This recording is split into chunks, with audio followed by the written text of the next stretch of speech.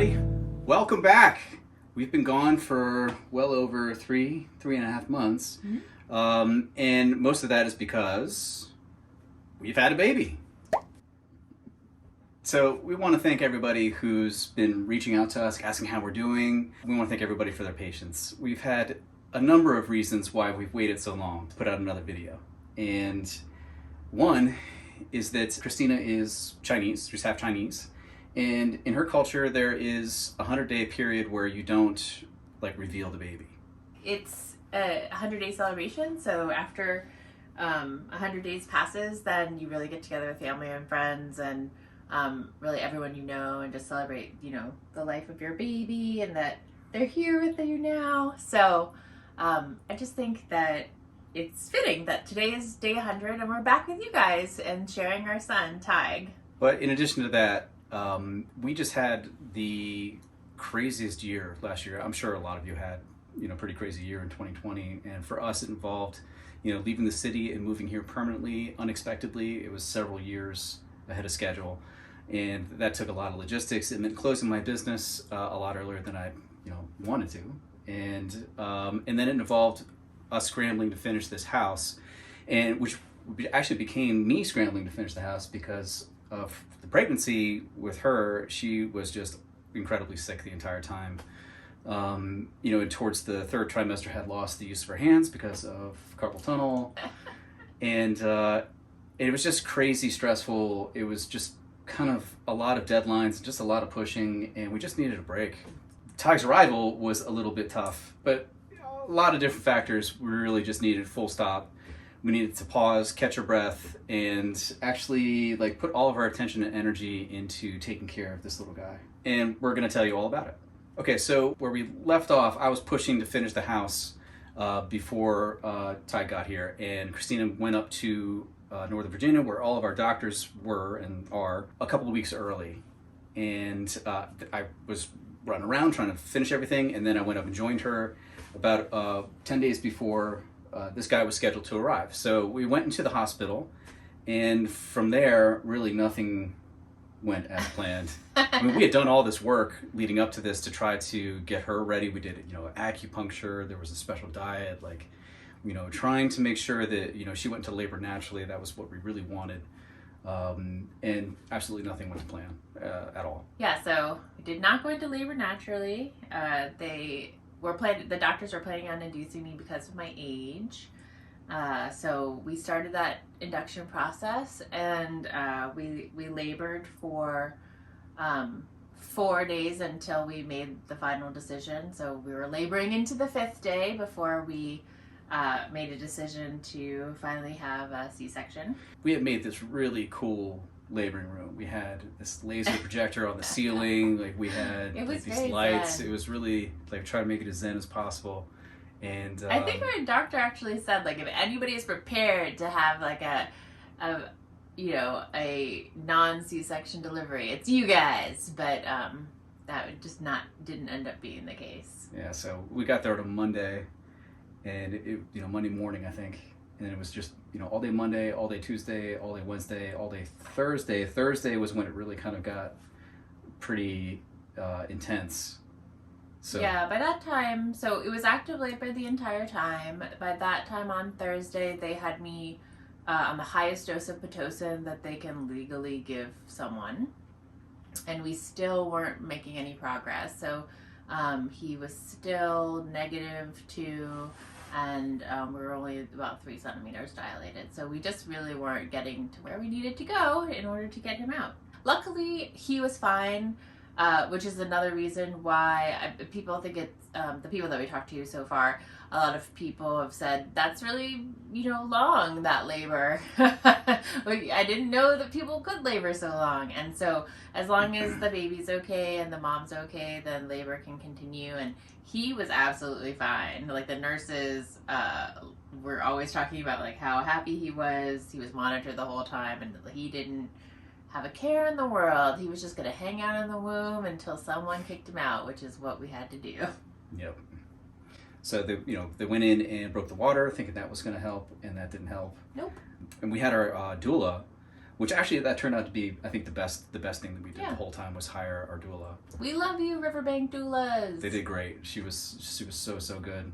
You know, she was there to help us basically make decisions, try to kind of troubleshoot some things around what the nurses and what the doctors were telling us. And you know, finally the surgeon came in and said, well, look, if we let this continue, there's a risk of hemorrhaging and, you know, losing the mom, and that's frowned upon in a big way. So we feel really good about having done as much as we feel like we possibly could have to ensure like a natural delivery, but it just wasn't in the cards. He wasn't coming out, and so we had a C-section on the 5th day, in the 5th morning.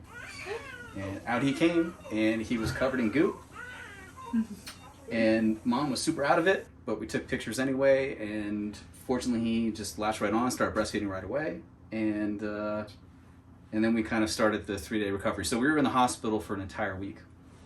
And in our planning, in our genius, we decided that we didn't want to, you know, immediately go home. We were going to have to take him to doctor's appointments in a few days, and we didn't want to be running back and forth, you know, from Northern Virginia to, you know, south of Charlottesville with a brand new newborn baby. So we stayed with family in DC. So that was great, and we're really grateful that we had the opportunity to stay with family. But it wasn't our house. We didn't have any of our stuff with us, and it just wasn't ideal circumstances. For the first really week, hard. it was actually really hard. Mm-hmm. But you know, so we did that, and you know, I'm feeling lucky if I'm getting, I don't know, an hour and a half of sleep at a time. Mm-hmm. It was crazy. I mean, everybody who has kids goes through this, but like, you know, one of the things that didn't go so great in recovery was the pain meds, and the nurses were really bad about getting behind on pain meds. So I had an alarm, which there was, you know, 3 different pain meds. I had an alarm with each one. One was in 4 hours, one was every 6 hours, one was every 8 hours. So once a day, you're taking all of them at once, but all the other times in different times throughout the day, I'm having to, you know, wake her up after having just gone to sleep 45 minutes ago. It was just like absolute chaos. And then he's waking up on his own schedule and needing to eat, and it was crazy. So after a week, we got to my parents' house up in Delaware. I don't know. I feel like the first 2 weeks were a blur. I don't really remember much. Like, actually, like, you know, after they like shot me up with drugs for surgery, and then like 2 weeks went by, I'm not really sure what happened. We were super frazzled, and my mom very kindly and generously said that she would take overnights. So I was waking up Cristina up to pump once in the middle of the night, but other than that, grandma was taking over the nights, and it was just such a relief, you know, to get like 4 hours of sleep at once. You know, it was just incredible. But it was in Delaware, so we didn't actually get home Until week 3. till week 3. Yeah. Week 3, and then we had to figure out how to make everything work here. So it was a bumpy landing, but we finally got everything smoothed out, and you know, it's been 3 months, and we're still going back and forth to DC at least once a month to take care of doctor's appointments and stuff like that. But you know, it's smooth sailing, and he is an absolute joy to be around. We lucked out big time. I mean, this kid is just great. He is sleeping through the night for the most part. He was sleeping through the night, and he's kind of regressed a little bit, but we'll take, you know, 10, 11 hours at once for sleeping overnight. That's amazing. Yeah. And he's just chill, sweet little guy, and we are absolutely thrilled. But we were kind of greedy. Like, we just wanted to have this time to completely ourselves, and to, you know, spend all of her time off of work together with this young man. Tig is it's a Gaelic name. It's actually a really popular name in Ireland right now, but it's pronounced it's Tig, like as in tiger without the just Tig. Mm-hmm. And so now it's Gabe, Cristina, and Tig, and together we're all Bellwether Fields now.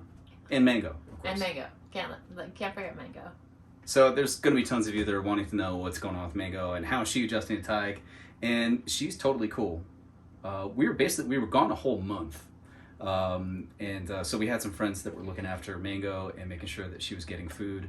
They very kindly set up a trail cam, and we just wanted to see, like, you know, is it, you know, who's eating Mango's food? Is it Mango? Is it a raccoon? Is it a possum? A possum? Is it a bear? You know, what is it? And it was Mango. It was Mango. So that's pretty cool. She was just shy with strangers, but she was eating the food. Well, and she was shy with us when we got home. I mean, she hadn't seen us in a month, and she was kind of hesitant to come inside again for a little bit, but within 3 or 4 days she was pretty much back to normal. And we've talked about this. Mango was all over this pregnancy. She knew that Cristina was pregnant before we knew that Cristina was pregnant, because she just suddenly, just in the middle of June last year, exactly a year ago basically, was just coming up onto Cristina's lap and just coming in for naps just out of nowhere. She never did this, and then all of a sudden she was sleeping right on your lap, right nuzzled up against your tummy. And so all throughout the pregnancy we have all these great pictures of Mango snuggling the tum, which is pretty cute. And so now that they're together, Mango's kind of indifferent. I mean, friendly. Like, she'll give him some sniffs and check him out, and sometimes we'll set him down next to her, and he'll be swatting around with his hands, and she's super cool.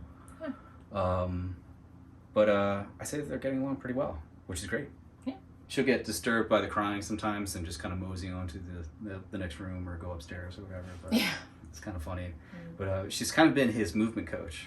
We've got this really cool segment of her trying to help him learn how to turn over, which is hilarious.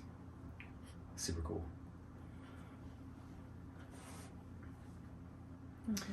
So what happened with the house? Yeah. We're gonna show it all to you in our next video. We'll show you how everything wrapped up, how it turned out, and then we're gonna go into some of our future projects. So we've got a few things lined up that we want to get done this year. So our pause is more or less over.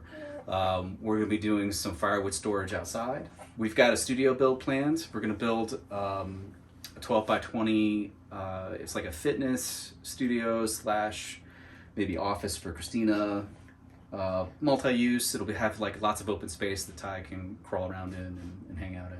But it'll actually be nice just to have like a separate space. This house is, for us, is palatial. We're used to tiny living, and this house is 800 square feet, so this is great. But with a kid, with a baby, it's really not that big, and he could use some space that isn't like hardwood or stone or plaster to crawl around and hang out on. So it'll be good to have another space and just a separate space. Sometimes it'd be nice if we had, like here we've got Christina's office is right over here. His crib is right over here. Sometimes nap time and office time don't really match up all that great, but yeah. I'd say for the most part it's pretty smooth. But it'll be just nice to have another space that we can go to. So that's happening in the fall at some point. There are a few things on our punch list that we need to knock out to get the place totally finished. We'll go over that. Among them is we have some doors, and we had some measurers come out and take the measurements, and hopefully we'll get those installed sometime in the fall. And we've got a bunch of footage that we have from last fall that we didn't show you that we're going to go ahead and put up as well. So we've got a bunch of things coming. We're back. We're making videos. We've got a tiny kid, and everything is right with the world. So we're thrilled to be back, and we're thrilled to be talking with you guys again. We're really looking forward to the rest of this year. Want to say bye, Tyke? Want to say bye? So that's it for us. Smash the like button like he's smashing my finger, and hit the subscribe button too. And we'll see you very shortly with our next video.